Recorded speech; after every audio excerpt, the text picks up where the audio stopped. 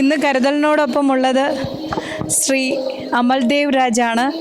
ആദ്യം കണ്ടപ്പോൾ നമ്മുടെ ചക്കപ്പഴത്തിലെ അച്ഛനാണ്, പക്ഷെ എനിക്ക് കണ്ടിട്ട് ഒട്ടും അതങ്ങോട്ട് അച്ഛാന്നുള്ള ആ ഒരു രൂപമാണ് നമ്മുടെയൊക്കെ മനസ്സിലുള്ളത്.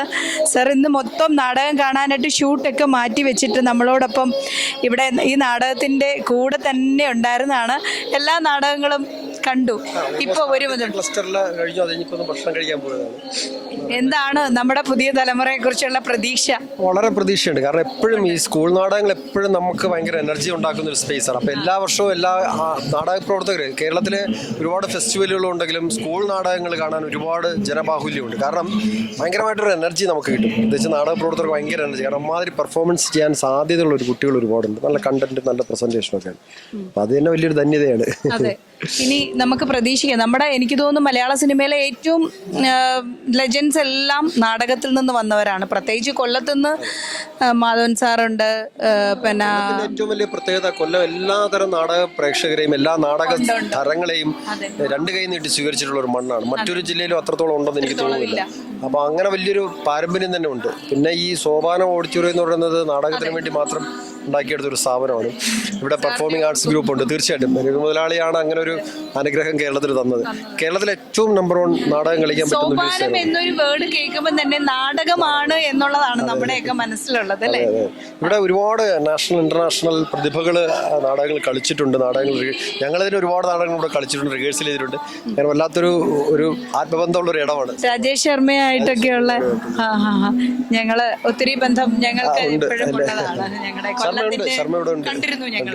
സാറിന് ഇന്നത്തെ ഈ നാടകം കണ്ടതില് എന്തെങ്കിലും മെസ്സേജ് നമ്മുടെ പുതിയ തലമുറയ്ക്ക് കൊടുക്കാനായിട്ടുണ്ടോ?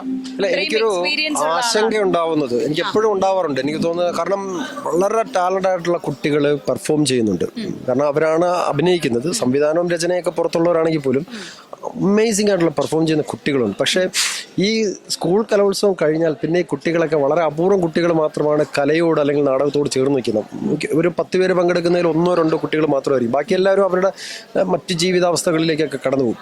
പക്ഷെ അപ്പോഴും നമുക്കുള്ളൊരു ആശ്വാസം എന്ന് പറഞ്ഞത് ഈ നാടകങ്ങളിൽ കളിക്കുന്ന കുട്ടികളിൽ ആ നാടകത്തിലൂടെ അവൻ്റെ ജീവിതത്തിൽ കൃത്യമായിട്ടൊരു അടുക്കും ചിട്ടയും ഒരു ഉത്തരവാദിത്വ ബോധവും ഒക്കെ ഉണ്ടാകും. അപ്പം അങ്ങനെ ഒരു പഠനം, ഒരു അലിഖിതമായ ഒരു പഠനം നാടകം പഠിക്കുന്നതിലൂടെ നടക്കുന്നുണ്ട്. അപ്പം അതുകൊണ്ട് തന്നെ എനിക്ക് സർക്കാരിനോട് ആവശ്യപ്പെടാനുള്ളത് ഈ പാഠ്യപദ്ധതിയിൽ കെമിസ്ട്രിയും ഫിസിക്സും ഒക്കെ പഠിക്കുന്നത് പോലെ നാടകവും പാഠ്യപദ്ധതിയിൽ ഉൾപ്പെടുത്തണം. കാരണം അതൊരു വ്യക്തി ജീവിതത്തെ വല്ലാണ്ട് സ്വാധീനിക്കും. ഒരു നല്ല സമൂഹം ഉണ്ടാക്കിയെടുക്കാൻ, നല്ല മനുഷ്യനാക്കി മാറ്റാൻ നാടകത്തിന് തീർച്ചയായിട്ടും സാധിക്കും. തീർച്ചയായും സാറ് പറഞ്ഞതിൽ 100% ഞങ്ങൾ എല്ലാവരും യോജിക്കുന്നു. കാരണം ഈ ഫിസിക്സും കെമിസ്ട്രിയും ബയോളജിയും ഒക്കെ പഠിപ്പിക്കുന്നതിൻ്റെ കൂടെ തന്നെ നാടകം ഒരു പാഠ്യവിഷയമാക്കാനായിട്ട് അതാണ് ഇന്നത്തെ ആവശ്യം. കാര്യം പുതിയ തലമുറയ്ക്ക് അത് കൂടിയേ തീരൂ. നല്ല ഒരു തലമുറ വാർത്തെടുക്കാൻ വേണ്ടി പുതിയ തലമുറയ്ക്ക് അത് കൂടിയേ തീരൂ. ഇതിനെ ബന്ധപ്പെട്ടവർ ഇത് കേൾക്കുമെന്ന് വിശ്വസിക്കുന്നു. നാളെ അതുണ്ടാവുമെന്നും നമ്മൾ പ്രതീക്ഷിക്കുന്നു. ഇപ്പോൾ മൾട്ടി ടാലന്റഡ് ആയിട്ടുള്ള ആൾക്കാരെയാണ് നമുക്ക് വേണ്ടത്. നമ്മുടെ ഫോറിൻ കൺട്രീസിലൊക്കെ അങ്ങനെയാണ്. അപ്പോൾ തിയേറ്റർ നമ്മൾ പഠിക്കുമ്പോൾ നമ്മുടെ ആക്ടിങ് മാത്രമല്ല പഠിക്കുന്നത്, അതിൻ്റെ മറ്റ് സാങ്കേതിക വശങ്ങൾ, അതിൻ്റെ രചന, അതിൻ്റെ സംവിധാനത്തെക്കുറിച്ചും. പെട്ടെന്നൊരു സ്റ്റേജിൽ ഒരു കുട്ടിക്ക് ഡയലോഗ് വിട്ടുപോയി, അപ്പം മറ്റവൻ ഇംപ്രൂവൈസ് ചെയ്യും. ഇതൊക്കെ ആ എക്സ്പീരിയൻസ് ഉണ്ട്. അപ്പോൾ ഇത്തരം ഈ പഠനത്തിലൂടെ കിട്ടുന്ന ഒരു അറിവും അനുഭവവും അവൻ്റെ ജീവിതത്തിലും അവൻ്റെ കരിയറിലൊക്കെ വല്ലാണ്ട് ഗുണം ചെയ്യും. അതുകൊണ്ട് തീർച്ചയായിട്ടും അത് ഉൾപ്പെടുത്തേണ്ട അത്യാവശ്യം തന്നെ, വളരെ അത്യാവശ്യമാണ്. സന്തോഷം കരുതലിനോടൊപ്പം ഇത് പങ്കുവെച്ചതിൽ. ഇനിയും കാണാം. തീർച്ചയായിട്ടും കാണാം.